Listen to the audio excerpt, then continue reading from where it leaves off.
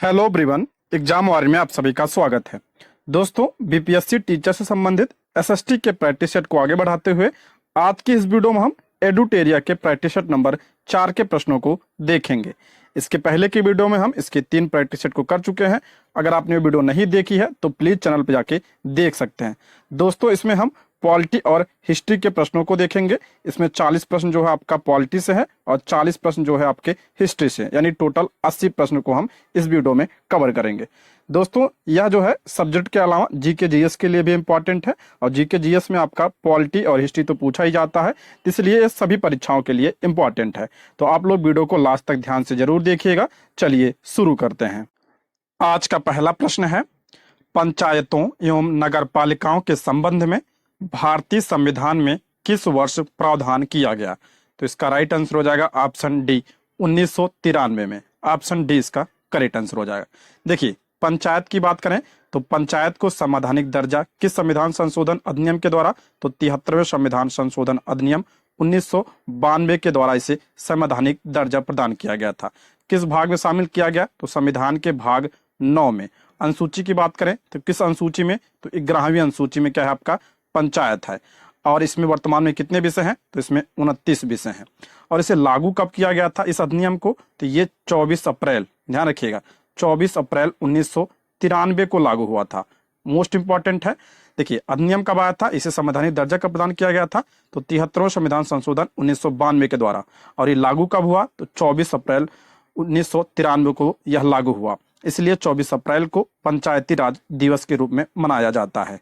ठीक है। किस भाग में शामिल है? तो भाग 9 में। अनुसूची की बात करें 11वीं अनुसूची, और वर्तमान में कितने विषय हैं? तो 29 विषय हैं इसमें। ठीक है। नगर पालिका की बात करते हैं तो नगर पालिका को संवैधानिक दर्जा किस संविधान संशोधन के द्वारा? तो 74वें संविधान संशोधन 1992 के द्वारा इसे संवैधानिक दर्जा प्रदान किया गया था। और ये लागू कब हुआ था? तो ये लागू हुआ था आपका 1 जून 1993 को लागू हुआ था। ठीक है। इसलिए इसका करेक्ट आंसर हो जाएगा 1993। ऑप्शन डी इसका राइट आंसर हो जाएगा। नगर पालिका में और पॉइंट की बात कर लेते हैं तो ये किस अनुसूची में है? तो नगर पालिका आपका 12वीं अनुसूची में। किस अनुसूची में? 12वीं अनुसूची में। और इसमें कितने विषय हैं? तो इसमें 18 विषय हैं। सारे पॉइंट ध्यान रखिएगा, दोनों से रिलेटेड बहुत ही इंपॉर्टेंट है ये। ठीक है। अगला प्रश्न है, भारत के संविधान में लोकसभा में अनुसूचित जनजातियों के लिए व्यवस्था की गई।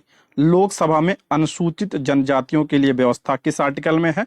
ऑप्शन ए इसका राइट आंसर हो जाएगा, आर्टिकल 330 में। ऑप्शन ए इसका करेक्ट आंसर हो जाएगा। आर्टिकल 330 में लोकसभा में अनुसूचित जनजातियों और अनुसूचित जातियों के लिए आरक्षण का प्रावधान है, यानी एससी और एसटी के लिए लोकसभा में आरक्षण किस आर्टिकल में है? तो आर्टिकल 330 में है।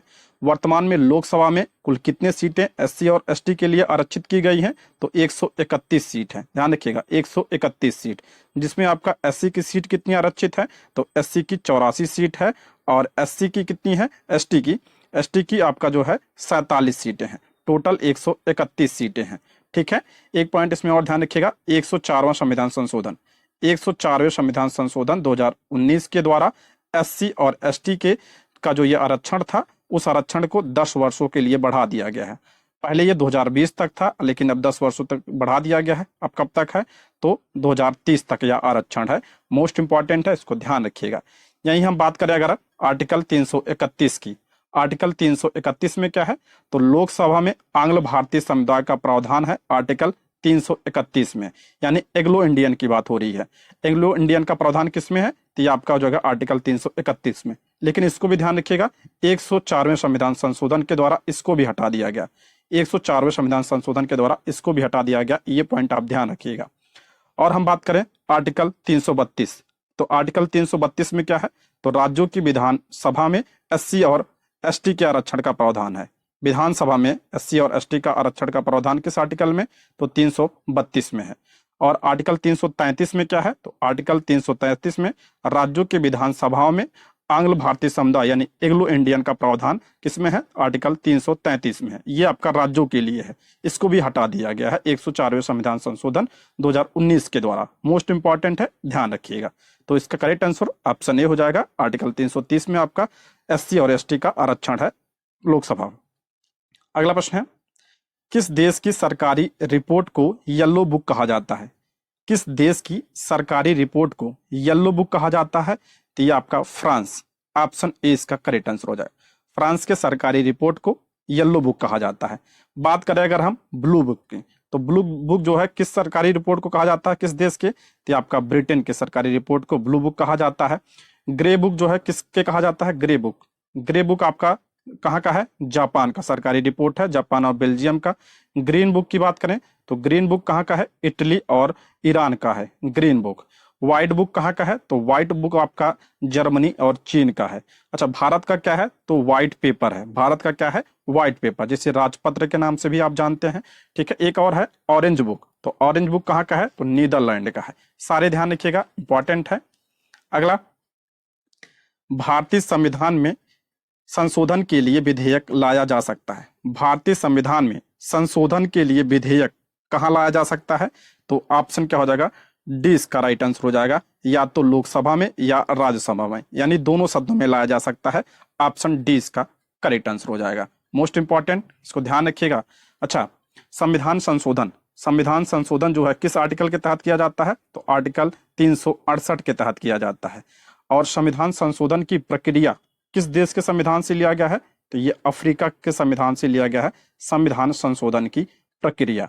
एक पॉइंट और, कि संविधान संशोधन के मामले में संयुक्त बैठक का प्रावधान नहीं है, ये पूछा जाता है, ध्यान रखिएगा। संविधान संशोधन के मामले में जो है संयुक्त बैठक का प्रावधान नहीं है। ठीक है, अगला प्रश्न है, निर्वाचन आयोग को 3 सदस्यीय आयोग किस वर्ष से बनाया गया? 3 सदस्यीय आयोग किस वर्ष से बनाया गया निर्वाचन आयोग को? तो ऑप्शन सी इसका राइट आंसर हो जाएगा 1989 से। ऑप्शन सी इसका करेक्ट आंसर हो जाएगा। देखिए, निर्वाचन आयोग की बात करें तो इसकी स्थापना कब हुई थी? 25 जनवरी 1950 को जो है निर्वाचन आयोग की स्थापना हुई थी। इसलिए 25 जनवरी को राष्ट्रीय मतदाता दिवस के रूप में भी मनाया जाता है। ठीक है, जब इसकी स्थापना हुई थी तो इसके पहले जो है चुनाव आयुक्त कौन थे? तो सुकुमार सेन। सुकुमार सेन जो है इसके पहले चुनाव आयुक्त थे। ठीक है, और पहले जो है निर्वाचन आयोग 1 सदस्यीय था। ठीक है, पहले यह 1 सदस्यीय था। और 1989 से 1990 तक ये आपका क्या था? त्रिसदस्यीय था। 1989 से 1990 तक ये त्रिसदस्यीय था। उसके बाद 1990 से 1993 तक ये पुनः जो है 1 सदस्यीय बन गया। उसके बाद 1993 से अब वर्तमान में जो है कितना सदस्य है इसमें? 3 सदस्य, यानी 3 सदस्यीय आयोग है इस समय। वर्तमान में इसमें 3 सदस्य हैं, जिसमें आपका एक मुख्य चुनाव आयुक्त होता है और 2 चुनाव आयुक्त होते हैं। वर्तमान में मुख्य चुनाव आयुक्त कौन है? तो राजीव कुमार है। और 2 अन्य कौन है? तो अनूप चंद्र पांडे और अरुण गोयल जी हैं। ठीक है, अगला प्रश्न है, सांसदों की अयोग्यता संबंधी विवाद पर निर्णय कौन देता है? सांसदों की अयोग्यता संबंधी विवाद पर कौन निर्णय देता है? तो इसका राइट आंसर हो जाएगा ऑप्शन डी, निर्वाचन आयोग के परामर्श पर राष्ट्रपति देता है। ठीक है, ऑप्शन डी इसका राइट आंसर हो जाएगा। अगला प्रश्न है, जिला न्यायाधीश शब्द संविधान के किस अनुच्छेद में आया है? जिला न्यायाधीश शब्द संविधान के किस अनुच्छेद में आया है? तो ये आपका आर्टिकल 233 में। ऑप्शन डी इसका राइट आंसर हो जाएगा। अच्छा, जिला न्यायाधीश की नियुक्ति कौन करता है? तो नियुक्ति जो है राज्यपाल करता है। जिला न्यायाधीश की नियुक्ति राज्यपाल के द्वारा की जाती है। ठीक है, अगला प्रश्न है, विधान परिषद किसी साधारण विधेयक को निम्नलिखित में से किस अवधि तक रोक सकता है? विधान परिषद किसी साधारण विधेयक को निम्नलिखित में से किस अवधि तक रोक सकता है? तो इसका राइट आंसर हो जाएगा ऑप्शन बी, 4 माह तक रोक सकता है साधारण विधेयक को। ऑप्शन बी इसका करेक्ट आंसर हो जाएगा। देखिए, विधान परिषद 3 माह तथा विधानसभा द्वारा पुनः उस विधेयक को पारित किए जाने पर 1 माह, यानी कुल 4 माह तक जो है रोक सकती है। पहली बार 3 माह के लिए, फिर उसके बाद 1 माह के लिए, तो टोटल कितना माह? तो 4 माह के लिए। ऑप्शन क्या हो जाएगा? 20 का करेक्ट आंसर हो जाएगा। अच्छा, अगर यही बात करें धन विधेयक को, तो धन विधेयक को जो है विधान परिषद कितने दिनों तक रोक सकती है? तो 14 दिनों तक। ध्यान रखिएगा, 14 दिनों तक जो है विधान परिषद रोक सकती है। ठीक है, इंपॉर्टेंट है। और वर्तमान में कितने राज्यों में विधान परिषद है? तो 6 राज्यों में वर्तमान में विधान परिषद है। कौन कौन से राज्य हैं? तेलंगाना, कर्नाटक, आंध्र प्रदेश, उत्तर प्रदेश, बिहार और महाराष्ट्र में। 6 राज्यों में वर्तमान में आपका क्या है? विधान परिषद है। और इस साधारण विधेयक को 4 माह के लिए और धन विधेयक को 14 दिन तक के लिए रोक सकती है। ठीक है, अगर यही हम राज्यसभा की बात करें तो राज्यसभा जो है कितने माह के लिए साधारण विधेयक को, तो 6 माह के लिए राज्यसभा रोक सकती है। किसके? साधारण विधेयक को 6 माह। और बात करें अगर धन विधेयक को राज्यसभा कितने माह के लिए तो 14 दिन के लिए सिर्फ रोक सकती है। ठीक है, सिर्फ 14 दिन के लिए राज्यसभा धन विधेयक को। ये राज्यसभा की बात हो रही थी, इसके पहले हमने विधान परिषद के बारे में बात किया था। अगला प्रश्न है, भारत के उच्चतम न्यायालय का उद्घाटन किस तिथि में हुआ था?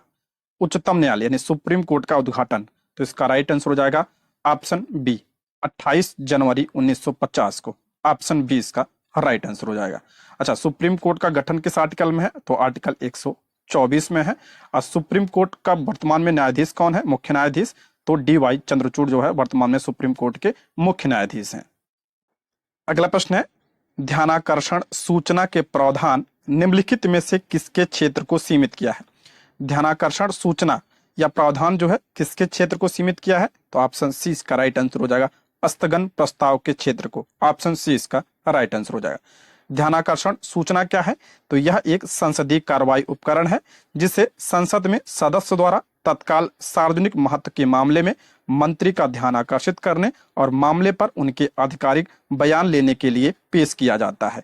ठीक है, और इसने जो है स्थगन प्रस्ताव के क्षेत्र को सीमित किया है। अच्छा, स्थगन प्रस्ताव क्या होता है? तो स्थगन प्रस्ताव किसी अविलंबनीय लोक महत्व के मामले पर संसद की नियमित कार्रवाई को स्थगित करना इस प्रस्ताव का उद्देश्य होता है, ताकि लोक महत्व के विषय पर चर्चा हो सके। ठीक है। अच्छा, प्रश्नकाल की बात करें यहीं पे, तो प्रश्नकाल का समय क्या होता है? 11 से 12 बजे तक होता है। ठीक है, प्रश्नकाल। और प्रश्नकाल के बाद का समय क्या होता है? शून्यकाल होता है। इसे यह समय होता है 12 से 1 बजे का। अगला प्रश्न है, भारतीय संसद बनती है, भारतीय संसद किससे मिलकर बनती है? ये प्रश्न बना है आपकी बार बीपीएससी में, तो इसका करेक्ट आंसर हो जाएगा आपका ऑप्शन डी, लोकसभा, राज्यसभा और राष्ट्रपति से मिलकर हमारी संसद बनती है। ऑप्शन डी इसका राइट आंसर हो जाएगा। देखिए, संसद संसद किससे बनती है? तो आपका राज्यसभा प्लस लोकसभा और राष्ट्रपति से मिलकर बनती है। ठीक है, राज्यसभा किस आर्टिकल में है? तो आर्टिकल आपका 80 में। लोकसभा किस आर्टिकल में है? आर्टिकल 81 में। और राष्ट्रपति का पद किस आर्टिकल में? आर्टिकल 52 में है। अच्छा, संसद का गठन किस आर्टिकल में है? तो 79 में है। 79, ध्यान रखिएगा। इसका एक ट्रिक है, सरल सरल, सा से आपका संसद 79 में, रा से आपका राज्यसभा आपका आर्टिकल 80 में, और ला से क्या हो गया? आर्टिकल 81 यानी लोकसभा। ठीक है, इसको ध्यान रखिएगा, इंपॉर्टेंट है। संसद जो है लोकसभा, राज्यसभा और राष्ट्रपति से मिलकर बनती है। ठीक है, नेक्स्ट, राज्यसभा में होते हैं, राज्यसभा में कितने सदस्य होते हैं? तो 250 सदस्य होते हैं और 12 मनोनीत सदस्य होते हैं। तो इसका करेक्ट आंसर हो जाएगा ऑप्शन सी, 250 सदस्य, जिसमें 12 सदस्य राष्ट्रपति द्वारा मनोनीत किए जाते हैं। ये ध्यान रखिएगा, ये अधिकतम संख्या है। ऑप्शन क्या हो जाएगा? सी इसका करेक्ट आंसर हो जाएगा। और वर्तमान में कितने सदस्य हैं? तो 245 सदस्य हैं वर्तमान में, जिसमें आपका 12 राष्ट्रपति द्वारा मनोनीत है और 233 जो है आपका निर्वाचित है। राज्यसभा, राज्यसभा क्या है आपका? ये अस्थाई सदन है। कैसा सदन है? अस्थाई सदन है, यानी इसको भंग नहीं किया जा सकता है। अगर पूछा जाए इसका कार्यकाल क्या होता है, तो ये अस्थाई सदन है, इसका कार्यकाल नहीं होता। लेकिन इसके सदस्यों का कार्यकाल पूछा जाए तो सदस्य का कार्यकाल इसमें 6 वर्ष होता है। सदस्यों का कार्यकाल कितना होता है? 6 वर्ष होता है। और प्रत्येक 2 वर्ष बाद जो है 1/3 सदस्य जो है रिटायर होते रहते हैं।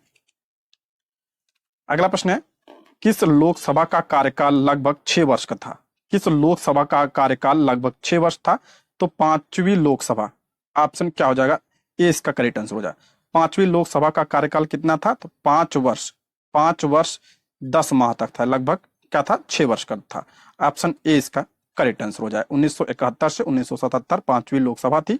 ठीक है, उस समय क्या था? आपका राष्ट्रीय आपातकाल लगा था, इसलिए बढ़ाया गया था। ऑप्शन ए इसका करेक्ट आंसर हो जाएगा। अच्छा, एक प्रश्न और बनता है, किस संविधान संशोधन द्वारा लोकसभा, किस संविधान संशोधन के द्वारा लोकसभा का कार्यकाल 5 वर्ष से बढ़ाकर जो है 6 वर्ष कर दिया गया था? 5 वर्ष से 6 वर्ष किस संविधान संशोधन के द्वारा? तो 42वें संविधान संशोधन 1976 के द्वारा। ये इंपॉर्टेंट है, ये पूछा भी गया है। तो 42वें संविधान संशोधन 1976 के द्वारा।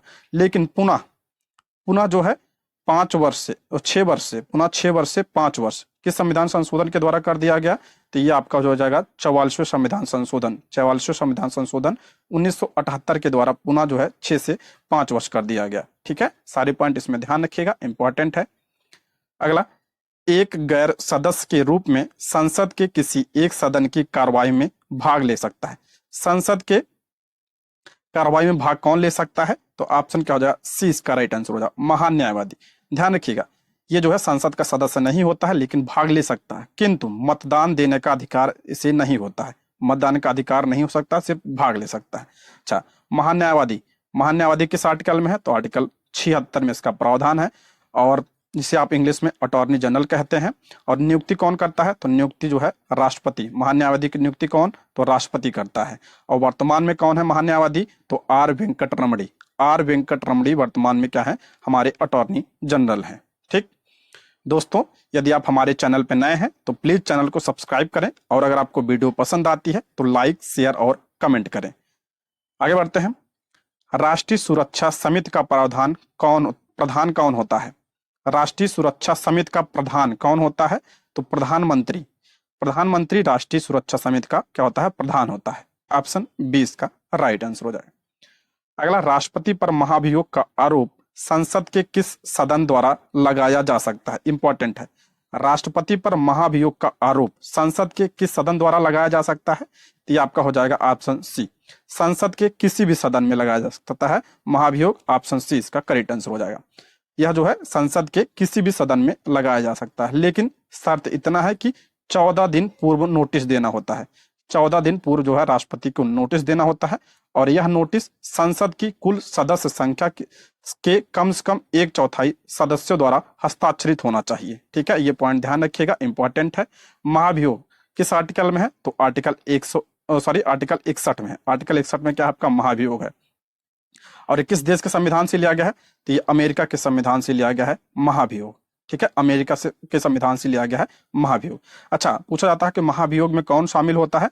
तो राज्यसभा और लोकसभा के सभी सदस्य शामिल होते हैं इसमें। राज्यसभा और लोकसभा के इसमें सभी सदस्य शामिल होते हैं महाभियोग में। ठीक है, नेक्स्ट, संविधान में मूल कर्तव्यों को जिसकी सिफारिशों पर सम्मिलित किया गया वह, कई बार बता चुका है इसको, कल के प्रैक्टिस सेट में भी यह प्रश्न आया था। तो आपका हो जाएगा ऑप्शन ए, स्वर्ण सिंह समिति की सिफारिश पर शामिल किया गया था। ऑप्शन ए इसका करेक्ट आंसर हो जाएगा। मूल कर्तव्य, तो ये किस संविधान संशोधन के द्वारा? तो 42वें संविधान संशोधन 1976 के द्वारा इसे संविधान में शामिल किया गया था। आर्टिकल की बात करें किस आर्टिकल में? तो 51A में। और भाग पूछा जाए तो 4A में शामिल किया गया था। और ये किस देश के संविधान से लिया गया है? तो ये रूस के संविधान से लिया गया। कहाँ से? रूस के संविधान से लिया गया है। ठीक है, 3 टाइप के प्रश्न बनते हैं इसमें। पूछा जाता है कि मूल संविधान में मूल कर्तव्य कितने थे? तो मूल कर्तव्य मूल संविधान में नहीं थे। किस संविधान संशोधन के द्वारा जोड़ा गया? 42वें संविधान संशोधन 1976 के द्वारा इसे जोड़ा गया। जब जोड़ा गया तब कितने थे? तो जोड़ा गया 10 थे। वर्तमान में कितने मूल कर्तव्य हैं? तो 11 मूल कर्तव्य हैं। और 11वां मूल कर्तव्य 86वें संविधान संशोधन 2002 के द्वारा जोड़ा गया 11वां मूल कर्तव्य। ये पॉइंट भी आप ध्यान रखिएगा। ठीक है, अगला प्रश्न है, निदेशक तत्व क्या है? निदेशक तत्व यानी नीति निदेशक तत्व की बात हो रही है यहाँ पे। तो ऑप्शन 20 का राइट आंसर हो जाएगा, अबाध योग है। यानी इसके उल्लंघन पर हम न्यायालय नहीं जा सकते। जैसे मूल अधिकार के उल्लंघन पर हम कोर्ट जा सकते हैं, वैसे इसके उल्लंघन पर हम न्यायालय नहीं जा सकते हैं। ठीक है, और ये किसकी बात करता है? तो ये कल्याणकारी राज्य की बात करता है। कल्याणकारी राज्य की बात करता है आपका डीपीएसपी। और ये संविधान के किस भाग में है? तो भाग 4 में। भाग 4 में आपका क्या है? डीपीएसपी है। आर्टिकल की बात करें तो 36 से लेकर 51 में इसका उल्लेख है। और किस देश के संविधान से लिया गया है? तो आयरलैंड के संविधान से लिया गया। ये प्रश्न बना है आपकी बात, तो ध्यान रखिएगा। अगला प्रश्न है, निम्नलिखित में से कौन सा मौलिक अधिकार नहीं है? कौन सा मौलिक अधिकार नहीं पूछ रहा है इसमें? इसको भी मैं कई बार बता चुका हूं। तो ऑप्शन सी इसका राइट आंसर हो जाएगा, संपत्ति का अधिकार मौलिक अधिकार नहीं है। ऑप्शन सी इसका करेक्ट आंसर हो जाएगा। पहले किस आर्टिकल में था? आर्टिकल 31 में यह था। ठीक है, इसे 44वें संविधान संशोधन 1978 के द्वारा इसे मूल अधिकार की सूची से हटा दिया गया। और किस आर्टिकल में रखा गया इसे? तो आर्टिकल 300A में रखा गया है। वर्तमान में क्या है? ये कानूनी अधिकार है।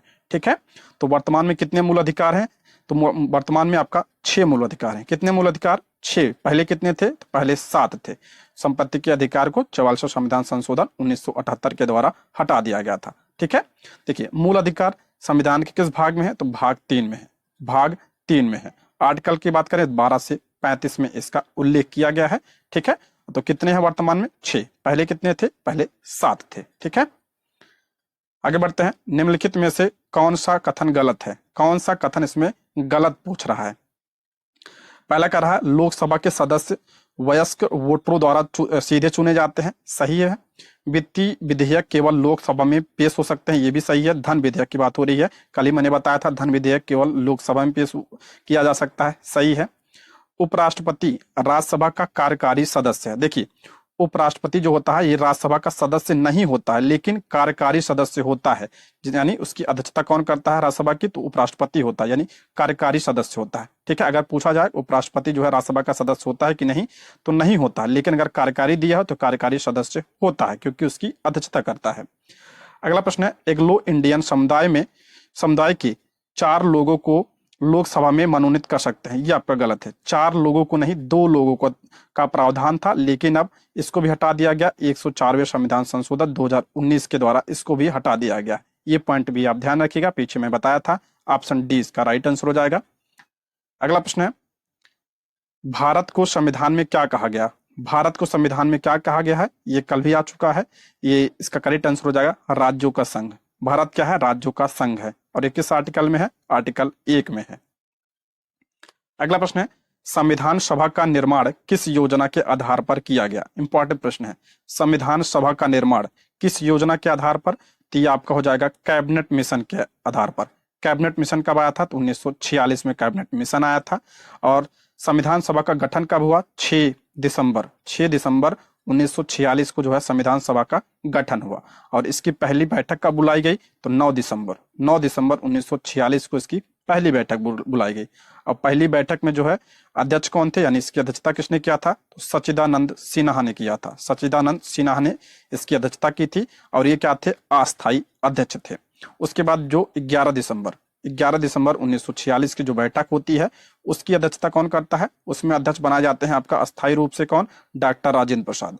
डॉक्टर राजेंद्र प्रसाद जो है संविधान सभा के क्या थे? अस्थायी अध्यक्ष थे।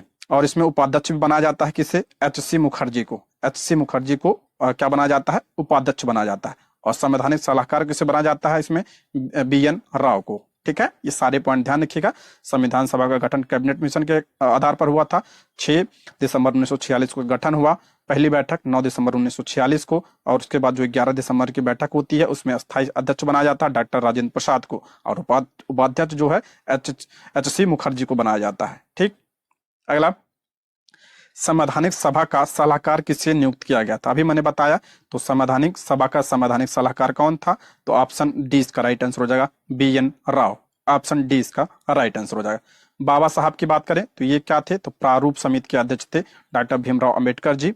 जवाहरलाल नेहरू, तो ये बात करें तो संघ शक्ति समिति और संघीय समिति के अध्यक्ष थे जवाहरलाल नेहरू।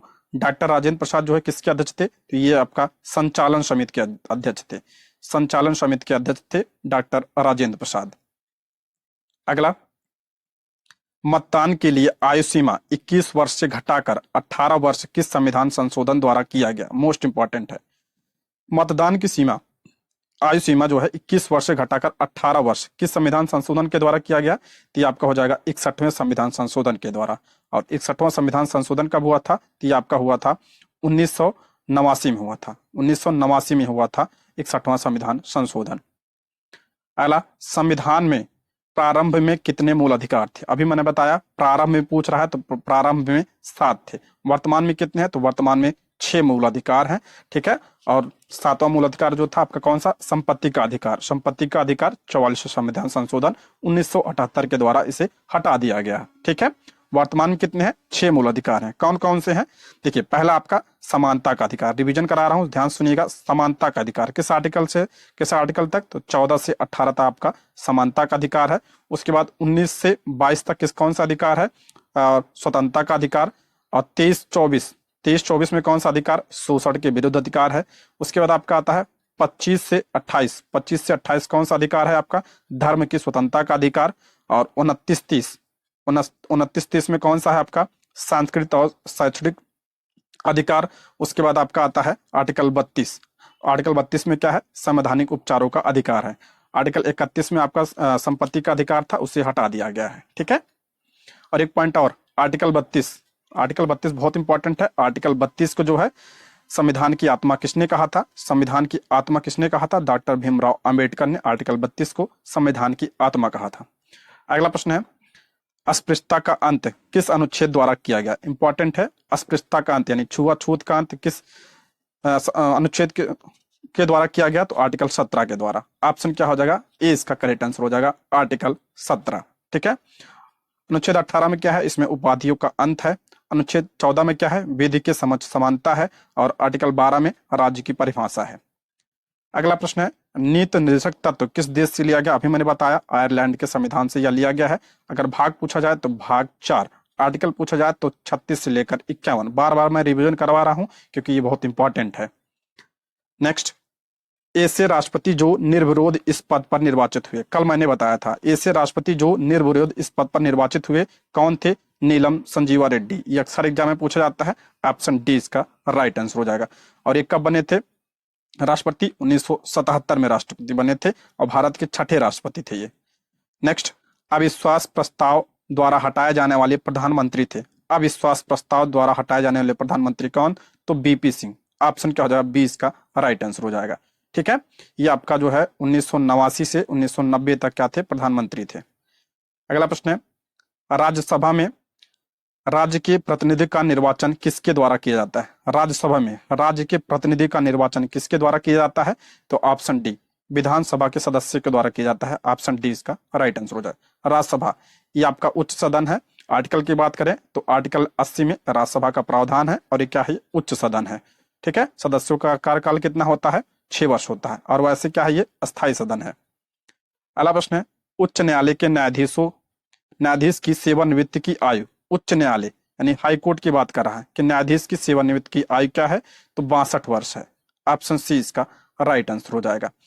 और अगर यही बात करें अगर हम सुप्रीम कोर्ट कितना है तो आर्टिकल 65 है। एक बात और ध्यान रखिएगा, यह इसका उल्लेख संविधान में नहीं किया गया है। तो यह जो है यह उपबंध किसके द्वारा किया गया है? तो यह उपबंध जो है संसद के द्वारा किया गया। किसके द्वारा? संसद के द्वारा। ठीक है। अगर संविधान के अकॉर्डिंग पूछा जाए तो नहीं है, लेकिन अगर इसमें दिया है तो 62 वर्ष होगा। और यह उपबंध किसके वजह से किया गया है? तो संसद के द्वारा। अगला प्रश्न है, संविधान के किस अनुच्छेद में सर्वोच्च न्यायालय को अभिलेख न्यायालय के रूप में वर्णन किया गया? अभिलेख न्यायालय के रूप में सुप्रीम कोर्ट को जो है किस आर्टिकल में वर्णन किया गया है? तो आपका हो जाएगा आर्टिकल 129। ऑप्शन डी इसका राइट आंसर हो जाएगा। ठीक है। अगला प्रश्न है, भारत सरकार का प्रथम विधि अधिकारी किसे कहा जाता है? प्रथम विधि अधिकारी किसे कहा जाता है? तो इसका करेक्ट आंसर हो जाएगा आपका महान्यायवादी। ऑप्शन सी इसका राइट आंसर हो जाएगा। महान्यायवादी क्या होता है? ये प्रथम विधि अधिकारी होता है। और न्यायवादी का पद, महान्यायवादी का पद किस आर्टिकल में है? आर्टिकल 36 में। वर्तमान में कौन है? आर वेंकट रमणी। अगर यही बात करें राज्य का प्रथम विधि अधिकारी कौन होता है? तो महाधिवक्ता होता है। राज्य का कौन होता है? महाधिवक्ता होता है आपका राज्य का। ठीक है। और महाधिवक्ता का पद किस आर्टिकल में है? तो आर्टिकल 165 में है। ये पॉइंट भी आप ध्यान रखिएगा। नेक्स्ट, सरकारिया आयोग का गठन कब किया गया था? इंपॉर्टेंट है, कल के प्रैक्टिस सेट में भी आया है ये। सरकारिया आयोग का गठन कब किया गया था? तो ये किया गया था 1983 में। ऑप्शन सी इसका राइट आंसर हो जाएगा। और इसका संबंध किससे है? तो केंद्र राज्य के पारस्परिक संबंधों से संबंधित है ये। ऑप्शन सी इसका करेक्ट आंसर हो जाएगा। अगला, मुख्यमंत्री की नियुक्ति किस अनुच्छेद के तहत की जाती है? इंपॉर्टेंट प्रश्न है। मुख्यमंत्री की नियुक्ति किस अनुच्छेद के तहत की जाती है? तो इसका करेक्ट आंसर हो जाएगा आर्टिकल 164। ऑप्शन डी इसका राइट आंसर हो जाएगा। नियुक्ति कौन करता है? तो राज्यपाल करता है। कौन करता है? राज्यपाल। अच्छा, राज्यपाल की नियुक्ति किस आर्टिकल में है? तो आर्टिकल 155 में है। और राज्यपाल की नियुक्ति कौन करता है? तो राष्ट्रपति करता है। ध्यान रखिएगा, राज्यपाल की कौन करता है? राष्ट्रपति करता है। ठीक है। अगला प्रश्न है, राष्ट्रीय विकास परिषद का अस्थायी अध्यक्ष कौन होता है? राष्ट्रीय विकास परिषद का अस्थायी अध्यक्ष आपका प्रधानमंत्री होता है। ऑप्शन बी इसका राइट आंसर हो जाएगा। अगला, संघ लोक सेवा आयोग का गठन किस अनुच्छेद में किया गया? संघ लोक सेवा आयोग यानी यूपीएससी का गठन किस आर्टिकल में है? तो आर्टिकल 315 में। ऑप्शन बी इसका राइट आंसर हो जाएगा। वर्तमान में यूपीएससी के चेयरमैन कौन है? तो मनोज सोनी है। ठीक है। नेक्स्ट, कुछ विशेष राज्यों को स्वायत्तता किस अनुच्छेद के तहत प्राप्त है? विशेष राज्यों को स्वायत्तता किस अनुच्छेद के तहत प्राप्त है? तो आर्टिकल 371 ऑप्शन बी इसका राइट आंसर। कुछ राज्यों को जो है आर्टिकल 371 के तहत विशेष दर्जा प्रदान किया गया है, ऑप्शन बी इसका राइट आंसर। जैसे इसमें आपका 12 राज्य आते हैं, अरुणाचल प्रदेश, नागालैंड, असम, मणिपुर, सिक्किम वगैरह, ठीक है। नेक्स्ट, किस विधायी सदन को समाप्त या उत्सर्जित किया जा सकता है? देखिए कह रहा है किस विधायी सदन को समाप्त या उत्सर्जित किया जाता है, तो ये किया जा सकता है, तो ऑप्शन डी विधान परिषद को। यहाँ पे देखिए विघटन की बात नहीं हो रही है, भंग की बात नहीं हो रही है, यहाँ पे एकदम से समाप्त करने की बात हो रही है, तो विधान परिषद, ठीक है, ऑप्शन डी इसका राइट आंसर। वैसे तो क्या है, ये अस्थायी सदन है, इसका विघटन नहीं किया जा सकता, लेकिन जो है इसको एकदम से समाप्त किया जा सकता है, ठीक है। ये दोनों में अंतर है, ध्यान रखिएगा। विधान परिषद या जो है किस आर्टिकल में है, आर्टिकल 169 में है, ठीक है। नेक्स्ट, वर्तमान में कितने राज्यों में? 6 राज्यों में विधान परिषद है। अगला प्रश्न है, प्रथम भाषा आयोग का गठन किसके नेतृत्व में किया गया था? प्रथम भाषा आयोग का गठन किसके नेतृत्व में किया गया था? तो बीजी खेर, ऑप्शन क्या हो जाएगा, सी इसका करेक्ट आंसर हो जाएगा। किस आर्टिकल के तहत जो है इस भाषा आयोग की स्थापना हुई थी? तो आर्टिकल 344 के तहत, आर्टिकल 344 के तहत जो है प्रथम भाषा आयोग की क्या हुआ था, गठन हुआ था। और इसके अध्यक्ष कौन थे? बीजी खेर। अच्छा, इसका गठन कब हुआ था? तो 1955 में इसका गठन हुआ था, ठीक है। पॉलिटी के प्रश्न हो गए, अब हम इतिहास के प्रश्नों को देखते हैं। दोस्तों अगर आपको वीडियो पसंद आ रही हो तो लाइक जरूर कर दीजिएगा, शेयर भी कर दीजिएगा, और अगर कोई सुझाव हो तो कमेंट बॉक्स में भी बता दीजिएगा, ठीक है। अगला प्रश्न है, अमेरिका के प्रथम राष्ट्रपति कौन थे? इंपॉर्टेंट है, अमेरिका के प्रथम राष्ट्रपति कौन थे? तो इसका राइट आंसर हो जाएगा option C, George Washington. George Washington America के पहले राष्ट्रपति थे, ऑप्शन सी इसका करेक्ट आंसर हो जाएगा। अगला, रेड इंडियन भी कहा जाता है, रेड इंडियन किसे कहा जाता है? तो अमेरिका के निवासी को, ऑप्शन क्या हो जाएगा, ए इसका करेक्ट आंसर। अमेरिका के मूल निवासी को रेड इंडियन कहा जाता है। अगला प्रश्न है, इंग्लैंड में गुलाबों का युद्ध कब हुआ था? गुलाबों का युद्ध कब हुआ था? तो ये आपका 1455 में हुआ था, ऑप्शन सी। आपकी बार बीपीएससी 6 to 8 में, ध्यान रखिएगा 6 to 8 में आपकी बार हिस्ट्री में आपका वर्ड हिस्ट्री से करीब आपका 10 से 12 प्रश्न थे वर्ड हिस्ट्री से, तो इसलिए इंपॉर्टेंट है वर्ड हिस्ट्री, ठीक है। अगला प्रश्न है, 1498 ईस्वी में वास्को डिगामा ने किस देश की यात्रा की थी? वास्को डिगामा ने किस देश की? सभी को पता होगा, भारत, ऑप्शन ए। कब? 1498, ऑप्शन ए इसका करेक्ट आंसर हो जाएगा। कहां पहुंचा था ये? कालीकट के तट पर, केरल में। अगला प्रश्न है, मार्टिन लूथर द्वारा जर्मनी में धर्म सुधार आंदोलन का प्रारंभ कब हुआ था? मार्टिन लूथर द्वारा जर्मनी में धर्म सुधार आंदोलन का प्रारंभ कब हुआ था? तो इसका करेक्ट आंसर हो जाएगा आपका 1517 में, ऑप्शन ए इसका करेक्ट आंसर हो जाएगा। ऑप्शन ए इसका करेक्ट आंसर हो जाएगा।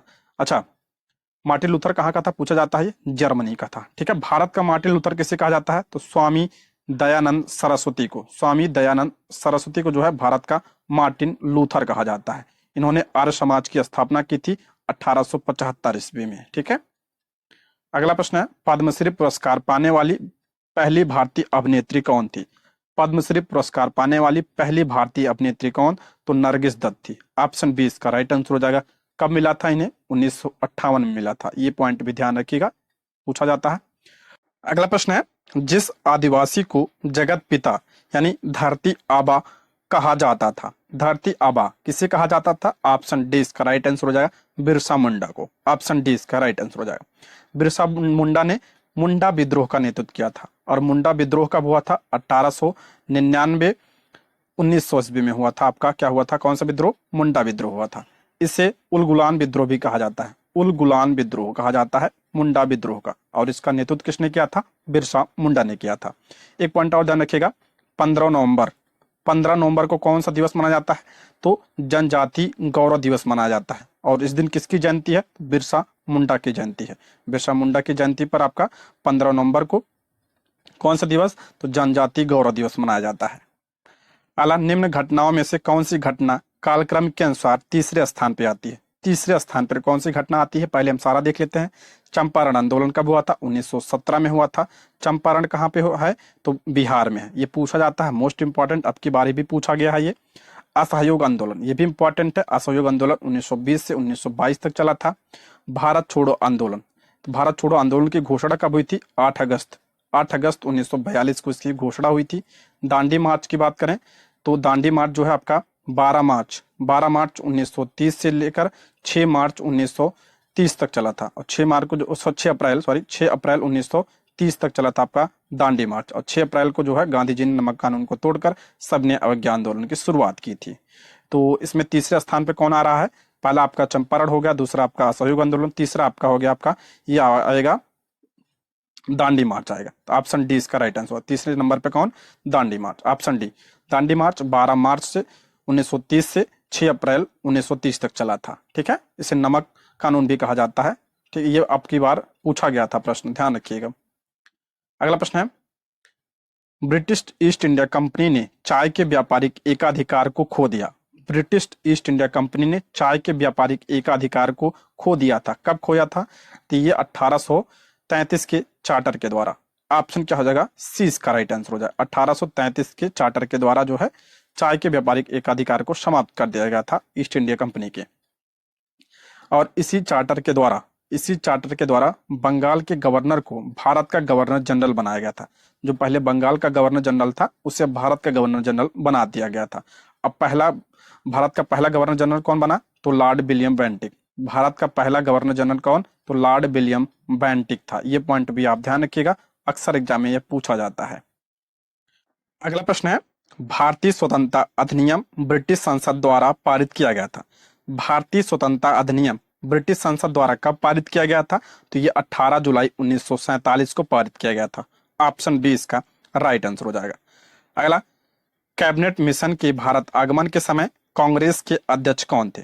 कैबिनेट मिशन की बात करें तो ये कब आया था भारत? तो ये आपका 1946 में आया था। और उस समय कांग्रेस के अध्यक्ष कौन थे? तो option C Maulana Azad. Option C इसका करेक्ट आंसर हो जाएगा।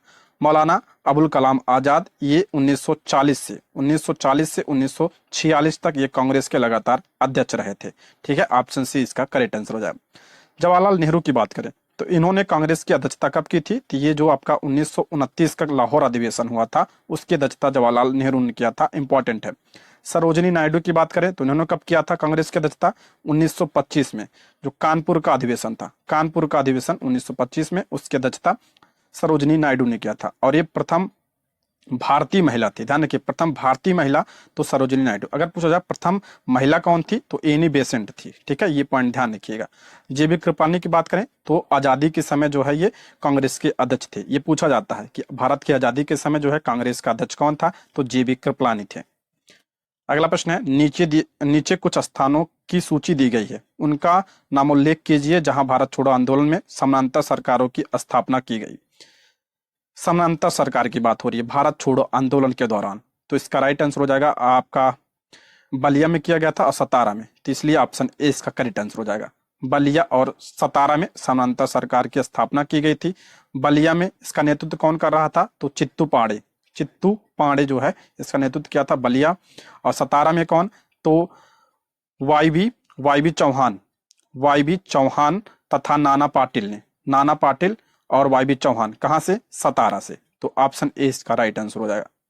अगला प्रश्न है, भारत छोड़ो आंदोलन कब प्रारंभ हुआ? भारत छोड़ो आंदोलन कब प्रारंभ हुआ? देखिए, भारत छोड़ो आंदोलन की घोषणा 8 अगस्त 1942 को हुई थी और इसका प्रसार 9 अगस्त 1942। ऑप्शन ए इसका करेक्ट आंसर हो जाएगा। देखिए, 9 अगस्त 1942 को ऑपरेशन जीरो आवर के तहत प्रमुख क्रांतिकारियों को गिरफ्तार कर लिया गया था, जिसमें गांधी जी और सरोजिनी नायडू को किस जेल में कहां पे रखा गया था? तो ये आगा खां पैलेस में रखा गया था। जेल में नहीं, आगा खां पैलेस में रखा गया था इन्हें। डॉक्टर राजेंद्र प्रसाद की बात करें तो डॉक्टर राजेंद्र प्रसाद को कहां रखा गया था? तो ये पटना के बांकीपुर जेल में रखा गया था। बांकीपुर जेल में रखा गया था डॉक्टर राजेंद्र प्रसाद को। और जयप्रकाश नारायण, ये पूछा गया था आपकी बार एग्जाम में, जयप्रकाश नारायण को कहां रखा गया था? तो हजारीबाग जेल में रखा गया था। हजारीबाग जेल में रखा गया था जयप्रकाश नारायण को। ठीक है, जहां से ये बाद में फरार हो गए थे। नेक्स्ट, मुसलमानों के लिए पृथक राष्ट्र का विचार दिया था। मुसलमानों के लिए पृथक राष्ट्र का विचार किसने? Option C sir Mohammad Iqbal ने दिया था। ऑप्शन सी इसका करेक्ट आंसर हो जाएगा। देखिए, 1930 में मुस्लिम लीग के इलाहाबाद अधिवेशन में द्विराष्ट्र सिद्धांत का प्रतिपादन हुआ था। अच्छा, पाकिस्तान शब्द किसने दिया था? तो चौधरी रहमत अली ने पाकिस्तान शब्द दिया था। ये पॉइंट आप ध्यान रखिएगा। एक प्रश्न और कि मुस्लिम लीग ने जो है पाकिस्तान की मांग कब की थी? तो 1940 में की थी। मुस्लिम लीग ने 1940 में पाकिस्तान की मांग की थी। अगला, निम्न में से भारतीय राष्ट्रीय कांग्रेस के किस अधिवेशन में सुभाष चंद्र बोस दूसरी बार अध्यक्ष चुने गए थे? मोस्ट इंपॉर्टेंट है। देखिए, दूसरी बार पूछ रहा है तो इसका राइट आंसर हो जाएगा आपका ऑप्शन सी, त्रिपुरी अधिवेशन में। ऑप्शन सी इसका करेक्ट आंसर हो जाएगा। देखिए, इसके पहले जो त्रिपुरा अधिवेशन हुआ था, त्रिपुरा अधिवेशन ये कब हुआ था? 1938 में। 1938 में इसके अध्यक्ष कौन थे? तो सुभाष चंद्र बोस। सुभाष चंद्र बोस जो है इसके अध्यक्ष थे, जो कहाँ पे हुआ था? हरिपुरा में। उसके बाद जब दोबारा आपका त्रिपुरी अधिवेशन होता है, ये कब होता है? 1939 में। इसमें आपका दोबारा कौन बन के आया? सुभाष चंद्र बोस। सुभाष चंद्र बोस जो है इसमें दोबारा अध्यक्ष बने, लेकिन गांधी जी के साथ विवाद होने के कारण ये त्याग पत्र दे दिए। ठीक है, त्याग पत्र देने के बाद इन्होंने 1939 में ही फॉरवर्ड ब्लॉक की स्थापना की थी। फॉरवर्ड ब्लॉक की स्थापना कब किया था इन्होंने? 1939 में। ये पॉइंट ध्यान रखिएगा। ठीक है, ऑप्शन सी इसका करेक्ट आंसर हो जाएगा, त्रिपुरी अधिवेशन। एक प्रश्न और कि त्यागपत्र देने के बाद, सुभाष चंद्र बोस के त्यागपत्र देने के बाद जो है कांग्रेस की अध्यक्षता किसने किया था? तो कांग्रेस की अध्यक्षता डॉक्टर राजेंद्र प्रसाद ने किया था। उसके बाद डॉक्टर राजेंद्र प्रसाद ने किया था। ये भी पूछा जाता है, इसको भी आप ध्यान रखिएगा। अगला, दलित वर्गों का संघ स्थापित किया था। दलित वर्गों का संघ, तो इसका करेक्ट आंसर हो जाएगा आपका ऑप्शन ए, अंबेडकर ने। Option A. इसकी स्थापना कब किया था इन्होंने? 1930 में। 1930 में दलित वर्ग एसोसिएशन की स्थापना किया था डॉक्टर भीमराव अंबेडकर जी ने। अगला, सत्य के विरुद्ध अधिकार की इस लड़ाई में मैं विश्व की सहानुभूति चाहता हूं, यह कथन किससे संबद्ध है? तो ये आपका दांडी मार्च से संबंध है। ऑप्शन बी इसका राइट आंसर हो जाएगा। ठीक है, ऑप्शन बी इसका करेक्ट आंसर हो जाएगा। दांडी मार्च मैंने बताया अभी 12 मार्च 1930 से 6 अप्रैल 1930 तक चला था। नेक्स्ट, निम्न में से किन व्यक्तियों ने द्वितीय गोलमेज सम्मेलन में भाग लिया? इंपॉर्टेंट प्रश्न है। द्वितीय गोलमेज सम्मेलन में किसने भाग लिया था? तो महात्मा गांधी जी ने, सरोजिनी नायडू और मदन मोहन मालवीय। तो इसका करेक्ट आंसर हो जाएगा ऑप्शन सी, 1, 2 और 3। ऑप्शन क्या हो जाएगा? सी इसका करेक्ट आंसर हो जाएगा। द्वितीय गोलमेज सम्मेलन ये हुआ कब था? तो ये आपका 7 सितंबर 1931 से 7 सितंबर 1931 से 1 दिसंबर 1931 तक यह जो है सम्मेलन हुआ था। कहां पे हुआ था? तो लंदन में हुआ था। एक प्रश्न और बनता है कि गांधी जी किस जहाज से गए थे? तो राजपुताना जहाज से गए थे। राजपुताना जहाज से जो है गांधी जी लंदन गए थे। ठीक है, और एक प्रश्न कि तीनों गोलमेज सम्मेलन में जो है किसने भाग लिया था? तो डॉक्टर भीमराव अंबेडकर जी तीनों गोलमेज सम्मेलन में भाग लिए थे। और कांग्रेस ने किसने? तो कांग्रेस ने जो है किस में भाग लिया था? द्वितीय गोलमेज सम्मेलन में। वो भी कौन लिया था? महात्मा गांधी जी ने भाग लिया था। ठीक है, ये पॉइंट ध्यान रखिएगा। अगला प्रश्न है, सेंट्रल लेजिस्लेटिव असेंबली का प्रथम भारतीय अध्यक्ष यानी स्पीकर कौन था? तो इसके प्रथम अध्यक्ष थे आपका ऑप्शन बी, विट्ठल जे पटेल। ऑप्शन क्या हो जाएगा? बी इसका करेक्ट आंसर हो जाएगा। ठीक है, ऑप्शन बी इसका करेक्ट आंसर हो जाएगा। सरदार पटेल के बड़े भाई थे और ये कब बने थे अध्यक्ष? 1925 में बने थे। अगला प्रश्न है, निम्न में से किसने असहयोग आंदोलन के दौरान अपनी वकालत छोड़ दी? ये इंपॉर्टेंट प्रश्न है। किसने असहयोग आंदोलन के दौरान अपनी वकालत छोड़ दी थी? तो इसका करेक्ट आंसर हो जाएगा आपका चित्तरंजन दास, CR दास ने। ऑप्शन डी इसका राइट आंसर हो जाएगा। ठीक है, एक प्रश्न और बनता है कि इन्होंने कांग्रेस के किस अधिवेशन की अध्यक्षता किया था? तो गया अधिवेशन, जो 1922 में हुआ था। 1922 में गया अधिवेशन, इसकी अध्यक्षता कौन किया था? तो चित्तरंजन दास ने किया था। इसी के बाद इन्होंने कांग्रेस से इस्तीफा दे दिया था और 1923 में स्वराज पार्टी का गठन किया था। स्वराज पार्टी का गठन मोतीलाल नेहरू और चित्तरंजन दास ने किया था 1923 में। अगला प्रश्न है, वर्ष 1920 की खिलाफत कमेटी की सभा जिसमें गांधी जी को असहयोग आंदोलन के नेतृत्व को संभालने का अनुरोध किया गया था, वह किस शहर में हुई थी? तो वह इलाहाबाद में हुई थी। ऑप्शन सी इसका करेक्ट आंसर हो जाएगा। खिलाफत कमेटी की सभा इलाहाबाद में हुई थी 1920 में। ऑप्शन सी इसका राइट आंसर हो जाएगा। खिलाफत आंदोलन की बात करें अगर हम, तो ये 1919 से 1922 तक चला था। और किसके द्वारा चला गया था? तो ये अली बंधुओं के द्वारा चलाया गया था, जिसमें आपका मोहम्मद अली और शौकत अली का नाम आता है। नेक्स्ट, लोकमान्य बाल गंगाधर तिलक ने भारतीय स्वतंत्रता संग्राम की सेवा के उद्देश्य से कौन सा समाचार पत्र प्रारंभ किया था? बाल गंगाधर तिलक की कौन सी पत्रिका है? तो आपका option B, Kesari. Option B इसका राइट आंसर हो जाए। केसरी पूछा जाता है किस भाषा में थी? तो ये आपका मराठी में। और एक थे आपका मराठा, दूसरी पत्रिका मराठा, और ये किस भाषा में, तो ये अंग्रेजी भाषा में, ये पूछा जाता है। ठीक है, और इनकी पुस्तक ध्यान रखिएगा, इनकी पुस्तक है आपका गीता रहस्य। गीता रहस्य जो है किसकी पुस्तक है, तो ये आपका बाल गंगाधर तिलक की। और राष्ट्रीय चेतना को बढ़ावा देने के लिए इन्होंने 1893 में गणपति महोत्सव, ये प्रश्न बनता है, गणपति महोत्सव 1893 में, और 1895 में किसकी शुरुआत की थी, शिवाजी महोत्सव की शुरुआत की थी। ठीक है, अगला, भारत में अंग्रेजों ने प्रथम मदरसा कहाँ स्थापित किया था, प्रथम मदरसा, तो ये आपका हो जाएगा कोलकाता में। ऑप्शन डी इसका राइट आंसर हो जाएगा। किसने किया था, वारेन हेस्टी ने किया था। कब किया था, 1781 ईस्वी में। अला, नील कृषकों की दुर्दशा पर लिखी गई पुस्तक नील दर्पण के लेखक कौन थे। कल मैंने बताया था नील दर्पण के लेखक कौन, तो इसका राइट आंसर हो जाएगा ऑप्शन बी, दीन बंधु मित्र। ऑप्शन बी इसका राइट आंसर हो जाएगा। इसमें किसका चित्रण है, तो आपका इसमें नील विद्रोह का है, नील विद्रोह का इसमें चित्रण है। और नील विद्रोह का हुआ था तो ये 1859-60 में आपका हुआ था, नील विद्रोह हुआ था। ठीक है, और एक प्रश्न, बंकिम चंद्र चटर्जी, इनकी रचना कौन सी है, आपके बारे में पूछा गया है बीपीएससी 628 हिस्ट्री में। तो आपका इनकी रचना है आनंद मठ, आनंद मठ। और आनंद मठ जो है किस पर आधारित है, तो ये सन्यासी विद्रोह पर आधारित है, सन्यासी विद्रोह पर आधारित है आनंद मठ। और ये किसकी रचना है, तो बंकिम चंद्र चटर्जी की रचना है। ये प्रश्न बना था आपकी बार, ध्यान रखिएगा।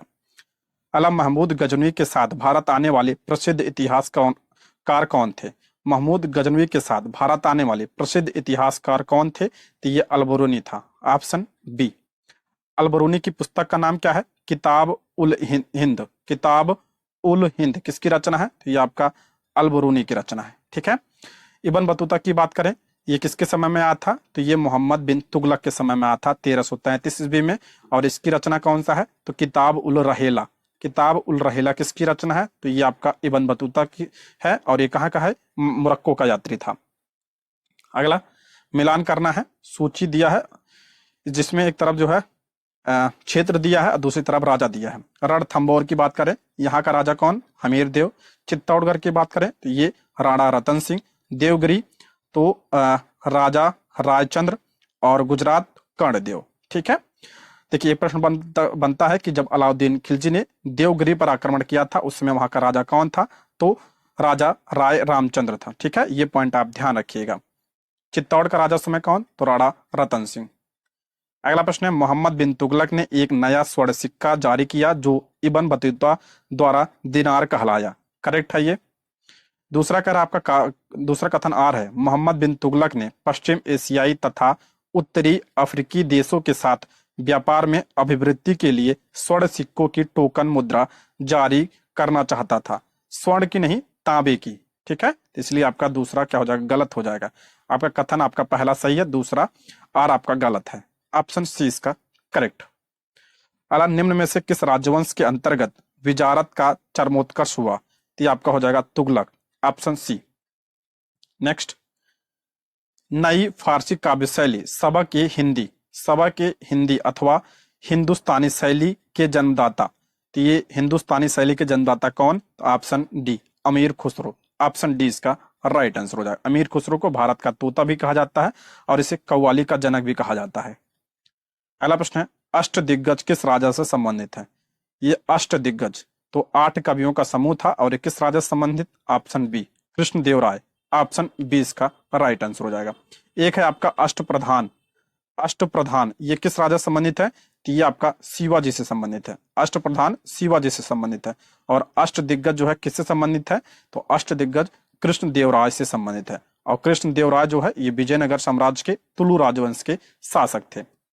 इनकी रचना ध्यान रखिएगा, अब पूछा जाता है आमुक्त माल्यद, आमुक्त माल्यद जो है किसकी रचना है, तो ये आपका राजा कृष्णदेवराय की रचना है। और इन्हें आंध्र भोज भी कहा जाता है, ये पूछा गया है प्रश्न, आंध्र भोज भी इन्हें कहा जाता है। ठीक है, अगला प्रश्न है, शेख निजामुद्दीन औलिया शिष्य थे।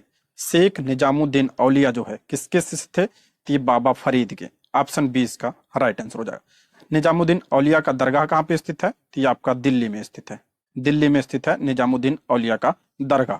ठीक है, अगला प्रश्न है, शेर शाह का उत्तराधिकारी था। शेर शाह का उत्तराधिकारी कौन था, तो इस्लाम शाह। ऑप्शन बी इसका राइट आंसर हो जाएगा।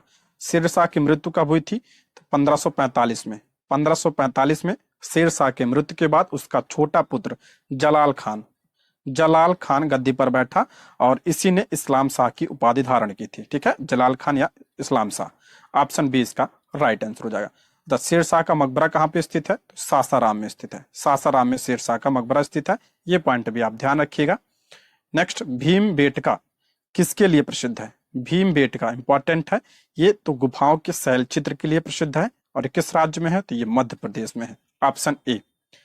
अगला प्रश्न है, उपनिषद काल के राजा अश्वपति शासक थे। उपनिषद काल के राजा अश्वपति ये आपका केकई के शासक थे। ऑप्शन बी इसका राइट।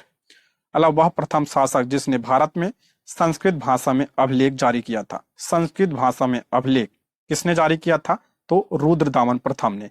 ऑप्शन सी इसका करेक्ट आंसर हो जाए। और एक किस वंश का शासक था? तो ये आपका शक वंश का शासक था। अच्छा, ये संस्कृत भाषा में अभिलेख कौन सा था? तो ये जूनागढ़ का अभिलेख था। जूनागढ़ का अभिलेख इंपॉर्टेंट है, इसको ध्यान रखिएगा। नेक्स्ट, निम्नलिखित में से किस मौर्य राजा ने दक्कन की विजय प्राप्त की थी? दक्कन की विजय किस मौर्य राजा ने? तो चंद्रगुप्त मौर्य ने। ऑप्शन बी इसका राइट आंसर हो जाएगा। आप सभी को पता होगा चंद्रगुप्त मौर्य ने मौर्य वंश की स्थापना कब किया था? 322 ईसा पूर्व में किया था मौर्य वंश की स्थापना। इंपॉर्टेंट है। और इसी के समय में कौन आया था? मेगस्थनीज। मेगस्थनीज जो है इसी के समय में आया था। इंपॉर्टेंट है। और इसकी रचना क्या है मेगस्थनीज की? इंडिका। ठीक है। और चंद्रगुप्त मौर्य पूछा जाता है किस धर्म का अनुयायी था? तो ये जैन धर्म का अनुयायी था। और जैन धर्म की शिक्षा जो है किससे लिया था इन्होंने दीक्षा? भद्रबाहु से लिया था। भद्रबाहु से लिया था। ये भी प्रश्न बनता है, तो ध्यान रखिएगा। नेक्स्ट, मुद्रा राक्षस के अनुसार चंद्रगुप्त मौर्य को कहा गया है। मुद्रा राक्षस के अनुसार चंद्रगुप्त मौर्य को क्या कहा गया है? वृषल कहा गया है। ऑप्शन बी इसका राइट आंसर हो जाए। क्या कहा गया है? वृषल कहा गया है। ठीक है। अच्छा, चंद्रगुप्त मौर्य ने मौर्य वंश की स्थापना की थी, लेकिन मौर्य वंश का अंतिम शासक कौन पूछा जाता है? अंतिम शासक बृहदत्त था। बृहदत्त था। ठीक है। और मुद्रा राक्षस के अनुसार चंद्रगुप्त मौर्य को क्या कहा गया है? वृषल कहा गया है। ये प्रश्न ध्यान रखिएगा, इंपॉर्टेंट है।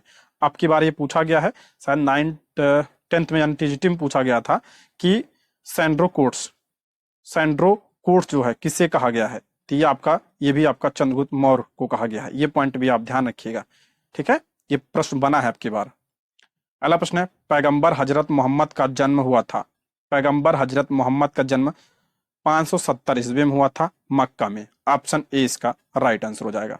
नेक्स्ट, शिव की दक्षिण मूर्ति प्रतिमा उन्हें किस रूप में दर्शाती है? तो उन्हें शिक्षक के रूप में दर्शाती है। ऑप्शन ए इसका राइट आंसर हो जाएगा।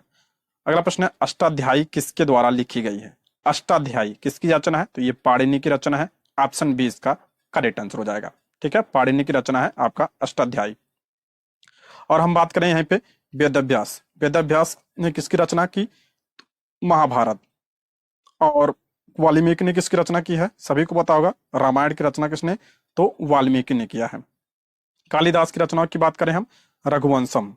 रघुवंशम किसकी रचना है? तो कालिदास की रचना है। मेघदूत किसकी रचना है? तो ये भी कालिदास की रचना है। ऋतु संहार किसकी रचना है? तो कालिदास की रचना है। अभिज्ञान शाकुंतलम, कुमार संभवम, ये सब किसकी रचना है? तो कालिदास की रचना है। ये पॉइंट आप ध्यान रखिएगा, इंपॉर्टेंट है। ठीक है दोस्तों, हमने सारे प्रश्न कर लिए। वीडियो कैसी लगी कमेंट बॉक्स में जरूर बताइएगा। ठीक है, ये रहे आज के प्रश्न। Thank you for watching.